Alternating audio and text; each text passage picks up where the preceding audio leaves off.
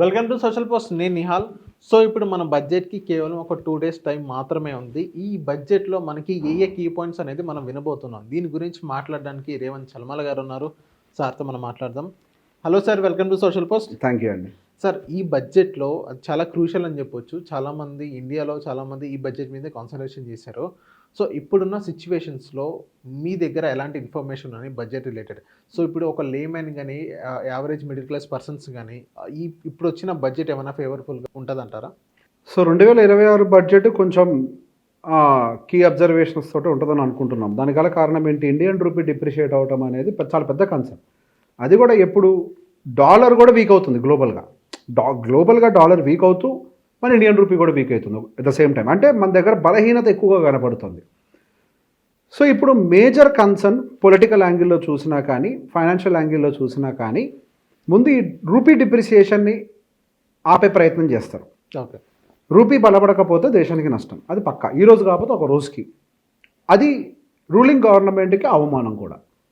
So దాన్ని బలపరిచేందుకు ముందు కావాల్సిన స్టెప్స్ని తీసుకునే ప్రయత్నం చేస్తారు. సో మొదటిగా అసలు రూపీ ఎందుకు డిప్రిషియేట్ అవుతుందో అని ఆలోచిస్తే ఎఫ్ఐఎస్ యొక్క ఫ్లో బయటికి వెళ్తుంది. ఫారెన్ ఇన్వెస్ట్మెంట్స్ అవ్వచ్చు, ఇవన్నీ కూడా డబ్బులు బయటికి వెళ్ళిపోతున్నాయి. ఈ డబ్బులన్నీ బయటికి వెళ్ళిపోతున్నప్పుడు డెఫినెట్గా వాళ్ళు రూపీని ఎక్స్చేంజ్ చేస్తారు. ఆ ప్రాసెస్లో రూపీ డిప్రిసియేషన్ అనేది జరుగుతుంది. ఇన్ బిట్వీన్ ఆర్బీఐ కొంత ఇంటర్వ్యూన్ అయ్యి డాలర్ సప్లైని పెంచినప్పటికీ దాన్ని కంట్రోల్ చేయలేకపోతున్నారు. అంటే the outflow of FIs is much higher. So దాన్ని కొద్దిగా స్టాప్ చేసేందుకు important export related policies or టాక్సేషన్స్ని ఎక్కువగా రిలాక్స్ చేసే ప్రయత్నం చేస్తారని అనుకుంటున్నాం. ఓకే, దీన్ని రిలాక్స్ అంటే వీళ్ళని మళ్ళీ బ్యాక్కి తీసుకురావడానికి ఇంకొన్ని మార్గాలు కూడా ఉన్నాయి. ఎఫ్ఐఎస్ రిలేటెడ్ పర్సనల్ టాక్సేషన్ పాలసీస్ని మార్చడం ఒక విధానం, కార్పొరేట్ టాక్సేషన్స్ని మార్చే పద్ధతి ఇంకొకటి ఉంటుంది. కాకపోతే ఆ రెండు పద్ధతుల కంటే కూడా ఎక్కువగా ఇంపార్టెంట్ ఎక్స్పోర్ట్ రిలేటెడ్ టాక్సేషన్ పాలసీస్ని కానీ రిలీఫ్స్ని కానీ ఎక్కువగా ఇస్తారని అనుకుంటున్నాను. దాని ద్వారా మళ్ళీ కొద్దిగా ఎఫ్ఐఎస్ మళ్ళీ ఇండియన్ మార్కెట్లో ఇంట్రెస్ట్ చూపిస్తారు అనేది ఒక అంచనా. అదేవిధంగా ఎక్స్పోర్ట్స్ రిలేటెడ్ ఏవైతే పాలసీస్ ఉన్నాయో వాటిని కూడా రివైజ్ చేస్తారని అనుకుంటున్నాం కొంతవరకు. ఓకే, సో దట్ మన ఎక్స్పోర్ట్స్ కూడా కొద్దిగా పెంచుకునే ప్రయత్నం చేయొచ్చు. సో దట్ రూపీ కొద్దిగా బలపడుతుంది అనేది ఇది ప్రధానంగా. సో ఇప్పుడు నెక్స్ట్ యూరోపియన్ యూనియన్తో ట్రేడ్ డీల్ అయింది కదా సార్, యా, దాని ఇంపాక్ట్ కూడా ఇప్పుడు ఏమైనా తీసుకుంటారంట? సో యూరోపియన్ ట్రేడ్ డీల్ అనేది ఇమీడియట్గా ఇంపాక్ట్లోకి రాదు. ఓకే, మనకి యూరోపియన్ ట్రేడ్ డీల్ అయిన తర్వాత ఇండియన్ మార్కెట్ పెద్దగా రియాక్ట్ కాలేదు. దానికి గల కారణం ఏంటి అని అంటే ఈ ట్రేడ్ డీల్ యొక్క ఇంపాక్ట్ 2027 నుంచి స్టార్ట్ అవుతుంది. 2027 మిడ్ నుంచి, ఇప్పుడు కాదు. 27లో వాళ్ళు బిజినెస్ ఎక్స్చేంజ్ మొదలుపెట్టినప్పటికీ దాని యొక్క ప్రభావం చూసే ప్రయత్నం చేస్తుంది మార్కెట్. ఎంతవరకు ప్రభావం చూపిస్తుంది ఇండియన్ మార్కెట్ మీద ట్రేడ్ డీల్ అనేది వెయిట్ చేసి అబ్జర్వ్ చేస్తుంది. సో 2027 మిడ్ వరకు కూడా వెయిట్ చేయాల్సి ఉంటుంది. అంటే ఆ తర్వాత నిర్ణయాలు క్లారిటీ వస్తాయి దాని మీద ఎంతవరకు impact. Deal is good, but దాని యొక్క ఇంపాక్ట్ ఎంత ఉంటుంది అనేది రియల్ టైంలో చెక్ చేయాలి కదా. ఓకే, సో దాని ఇంపాక్ట్ ఇమీడియట్గా మన మార్కెట్లో కనిపించదు. ఇప్పుడు ఏదన్నా ఇంపాక్ట్ కనిపిస్తుంది అని అంటే అది కేవలం మన బడ్జెట్ రిలేటెడే. సో ఈ బడ్జెట్ రిలేటెడ్లో మెయిన్ ఫోకస్ అంతా కూడా ఇండియన్ రూపీ డిప్రిసియేషన్ మీదనే ఈవెన్ ఫోకస్ పెడుతుంది రూలింగ్ గవర్నమెంట్ కూడా. అఫ్కోర్స్ ఈవెన్ అపోజిషన్ కూడా దాని మీద స్ట్రెస్ చేస్తుంది. రూపీ డిప్రిషియేట్ అవుతుంది, వాట్ ఆర్ యూ డూయింగ్ అనేది. సో డెఫినెట్గా పెద్ద ప్రెషర్ గవర్నమెంట్కి. సో దాని మీద కొంత ఫోకస్ పెట్టే ప్రయత్నం చేస్తారు. At the same time equity మార్కెట్స్కి బెనిఫిట్స్ ఏమైనా వస్తాయన్న దాన్ని కొద్దిగా మనం ఫోకస్ చేయాల్సి ఉంటుంది. ఈక్విటీ మార్కెట్ బెనిఫిట్స్ అంటే ఏముంటాయి? యూజువల్లీ ఇన్కమ్ ట్యాక్స్ లిమిట్స్ని వల్ల మళ్ళీ రివైజ్ చేసినా అది ఈక్విటీ మార్కెట్కి బెనిఫిటే. లేదు క్యాపిటల్ గెయిన్స్ని ఏమైనా రివైజ్ చేసినా అది ఈక్విటీ మార్కెట్కి బెనిఫిటే. సో ఈ రెండిట్లో ఏది జరగడానికి ప్రాబిలిటీ ఉందనేది ఒకసారి మాట్లాడుకుందాం. Already income tax related revision already మార్కెట్లో లాస్ట్ ఇయర్ జరిగింది. లాస్ట్ ఇయర్ బడ్జెట్ అది జరిగిపోయింది. మళ్ళీ ఇప్పుడు అది రిపీట్ అవుతుందని అనుకోవట్లే. అసలు లాస్ట్ ఇయర్ చేసింది ఇయర్ నుంచి ఇంప్లిమెంట్ అవుతుంది. అది ఇంప్లిమెంటేషన్లోకి రాకుండానే మళ్ళీ ఇంకోటి స్టార్ట్ చేయరు. So personal taxation point of వ్యూలో పెద్ద ఎత్తున రిఫార్మ్స్ ఏం రాకపోవచ్చు. Okay, already knew income tax rule ఒకటి వచ్చింది కాబట్టి దాంట్లో ఏమైనా చిన్న చిన్న అమెండ్మెంట్స్ అనేది చేయొచ్చు, కానీ major changes personal income tax related రాకపోవచ్చు. సో ఏంటంటే గతంలో ఇన్కమ్ ట్యాక్స్ 12 లక్షలకి అదే కంటిన్యూ అవుతుంది. దానికి పెంచి 15 ఇంకా లేదు, అదే కంటిన్యూ చేసే అవకాశాలు ఉంటున్నాయి. ఎందుకంటే రీసెంట్గా తీసుకొచ్చింది, దాన్ని ఇమీడియట్గా మార్చకపోవచ్చు. కాకపోతే మార్కెట్లో ఏదో స్పెక్యులేషన్స్ నడుస్తున్నాయండి, కానీ వైఫ్ అండ్ హస్బెండ్ కలిసి జాయింట్ ఇన్కమ్ ట్యాక్స్ ఫైలింగ్ చేయొచ్చు అనేది. But I'm not sure. అంటే అది ఎవరికి బెనిఫిట్ వస్తే? యూజువల్గా అది ఎంప్లాయీస్కి ఎక్కువ బెనిఫిట్ అవుతుంది. ఓకే, ఒకళ్ళు ఎర్నింగ్ ఉండి ఇంకొకళ్ళు హౌస్ వైఫ్గా ఉన్నప్పుడు, లేదు ఒకళ్ళు ఇన్కమ్ ఎక్కువగా ఉండి ఒకళ్ళు ఇన్కమ్ తక్కువగా ఉన్నప్పుడు జాయింట్ ఇన్కమ్ ట్యాక్స్ తీసుకోవడం వల్ల బెనిఫిట్స్ ఉంటాయి. India such market actually. ఈ మధ్య అంటే ఉమెన్ కూడా వర్క్ చేస్తున్నారు, డిఫరెంట్ కేసు. కానీ but I don't think so immediately అది ఇంప్లిమెంటేషన్లోకి తెస్తారని అనుకోవట్లేదు అసలు. అది లెట్స్ సీ, వస్తే మంచిదే, అది పాజిటివ్. ఒకవేళ వస్తే పాజిటివ్, బట్ నేను రాదని అనుకుంటున్నాను. బట్ సెకండ్ ఆస్పెక్ట్స్లో ఇన్వెస్టర్స్ పాయింట్ ఆఫ్ వ్యూలో కొద్దిగా బెనిఫిట్స్ అని ఇస్తారని అనుకుంటున్నాను. ఇప్పుడు లాంగ్ టర్మ్ క్యాపిటల్ గెయిన్స్ మనకి 1.25 lakh ప్రాఫిట్స్ వరకు ఎగ్జామ్టెడ్ లిమిట్లో ఉన్నాయి. మేబీ దాన్ని 2 lakhs వరకు తీసుకెళ్తారా? గతంలో 1 lakh ఉంది, దాన్ని 1.25 lakh లాస్ట్ ఇయర్ తెచ్చారు, బట్ దీన్ని ఇంకా 2 lakhs వరకు కూడా తీసుకెళ్తారు అనేది ఒక అంచనా. ఇప్పుడు 1.5-2 లక్షల రూపాయలు profit in equity market is not a big deal. సరదాగా వచ్చేస్తుంది అటో ఇటో. మరి 1.25 lakh వరకు ఎగ్జామ్ చేస్తాము, మళ్ళీ మేము 12.5% పైన అదనంగా వసూలు చేస్తాము అంటే it was little painful. Actually market is not happy. Last year వాళ్ళు చేసిన అనౌన్స్మెంట్కి 12.5 చేస్తామన్నప్పుడు మార్కెట్ చాలా డిసప్పాయింట్ అయింది. సో దాన్ని కొద్దిగా ఆ ఎమోషన్ని సాటిస్ఫై చేయడానికి 1.25 lakh కాదు, మేము 2 lakhs దాకా దాన్ని పెంచుతాము అనేమన్నా వస్తుందేమో ఒక ఆశ. అట్ ద సేమ్ టైం మనకి ట్రాన్సాక్షన్ ఛార్జెస్ మీద ట్యాక్సెస్ చాలా వేస్తుంది గవర్నమెంట్. ఓకే, దాని మీద కూడా చాలా విమర్శలు ఎదుర్కొంటుంది. సెక్యూరిటీ ట్రాన్సాక్షన్ ఛార్జెస్ అని చాలా వేస్తుంది.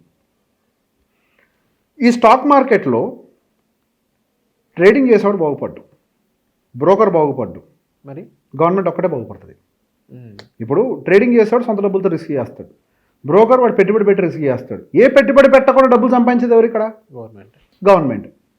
సో బేసిక్గా దీని మీద విమర్శలు ఎక్కువ ఉన్నాయి. సెక్యూరిటీ ట్రాన్సాక్షన్ ఛార్జెస్, ఆ ట్యాక్సెస్, ఈ ట్యాక్సెస్ అన్న పేరుతోటి స్టాక్ మార్కెట్ నుంచి ప్రభుత్వం చాలా డబ్బులు సంపాదిస్తుంది. సో మేబీ ఏమన్నా ఎస్టీటీ ఛార్జెస్ని కొద్దిగా రిలీవ్ చేస్తారా? సో మనకి ఎఫ్ఐఎస్ విపరీతంగా సెల్లింగ్ చేయడానికి ఇది కూడా ఒక రీజన్ అని చెప్తుంటారు. ఈ ఎస్టీటీలు ఇవన్నీ పెంచటము, ఈ ఎఫ్ఎన్ఓ మీద రూల్స్ని బాగా స్ట్రింజెంట్ చేయటము, వీటన్నిటి వల్ల ఎఫ్ఐఎస్ బయటికి వెళ్తున్నారు అని. మేబీ వాటిని ఏమైనా కొద్దిగా సడలించి వాటిని కొద్దిగా ఈజ్ చేస్తే ఎఫ్ఐఎస్కి ఫేవరబుల్గా మారుతుందని ఒకటి చూస్తారు. సో ఫస్ట్ ఫోకస్ అంతా కూడా, టు మై ఎస్టిమేషన్, ఫోకస్ అంతా కూడా ఎఫ్ఐఎస్ని ఇండియాలోకి తీసుకురావడానికి ఏం చర్యలు చేయాలన్న దాని మీదనే పెడతారని నేను అనుకుంటున్నాను. ఎఫ్ఐఎస్ ఇండియాలోకి రావాలి, వాళ్ళకి కావాల్సింది అది. At the same time China +1 అవ్వటానికి ఇండియా ఇండస్ట్రీస్ని ఏ విధంగా బూస్ట్ చేయాలో ఆలోచిస్తాడు. చైనా +1 అయినా కానీ మనకు ఫ్లోస్ ఇండియాలోకి వస్తాయి, ఫారెన్ డైరెక్ట్ ఇన్వెస్ట్మెంట్స్ రావడానికి ప్రాబిలిటీ దొరుకుతుంది మనకి. సో చైనా +1 అంటే బయట నుంచి కంపెనీస్ ఇండియాలో సెటప్ చేయడానికి మోర్ లిబరలైజ్ చేయొచ్చు. ఓకే, సో ఈ విధంగా కూడా చేసే అవకాశాలు కొన్ని కనపడుతున్నాయి. బెటర్ లోన్ ఆప్షన్స్ ఇవ్వటము, బెటర్ టాక్సేషన్ పాలసీస్ ఇవ్వటము, ఇట్లాంటివి ఏమైనా చేసే అవకాశాలు ఉంటాయి. సో మధ్యతరగతి వాడి పాయింట్ ఆఫ్ వ్యూ చూసినప్పుడు ఇవేవి కూడా మధ్యతరగతి వాడికి మంచి చేయవు. ఏది డైరెక్ట్గా బెనిఫిట్ చేయవు, బట్ ఇవన్నీ కూడా indirect benefits to the middle class ఇస్తాయి. నేను అనుకోవటం ఈ బడ్జెట్ అంతా కూడా మధ్యతరగతి వాడి బడ్జెట్గా ఉండదు. This budget is going to be a corporate budget, business budget అయ్యే అవకాశాలు ఎక్కువగా ఉన్నాయి. Because India is suffering with the business problem. Already income tax reductions ఇచ్చారు మిడిల్ క్లాస్ వాళ్ళకి లాస్ట్ టైం.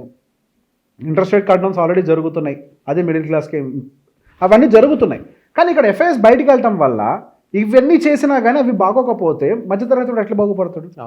ఇక్కడ రిటర్న్స్ రావాలి, ఇక్కడ కంపెనీలు పెట్టాలి, ఉద్యోగాలు ఇవ్వాలి, ఇండియన్ రూపీ బలపడాలి, మనం బెటర్గా ఎక్స్పోర్ట్ చేసి మన పర్ క్యాపిటల్ ఇన్కమ్ని గ్రో చేయాలి.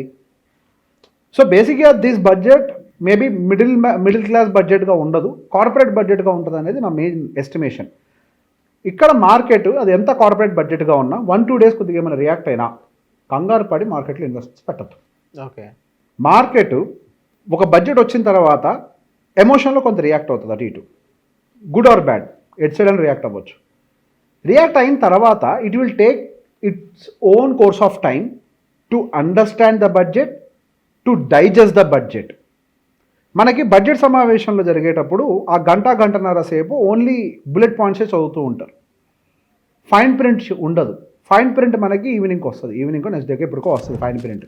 ఆ ఫైన్ ప్రింట్ వచ్చిన తర్వాత వాళ్ళు చెప్పిన దానికి ఉండే ఎగ్జాక్ట్ మీనింగ్ ఏంటో అర్థమవుతుంది.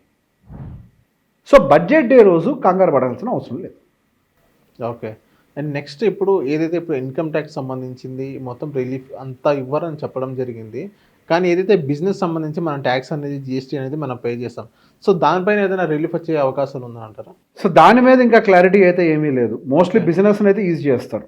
ఓకే, బిజినెస్ ఈజీ అయితే జరుగుతుంది. Maybe as you side GST related కూడా కొన్ని రిఫార్మ్స్ తీసుకొని రావచ్చు.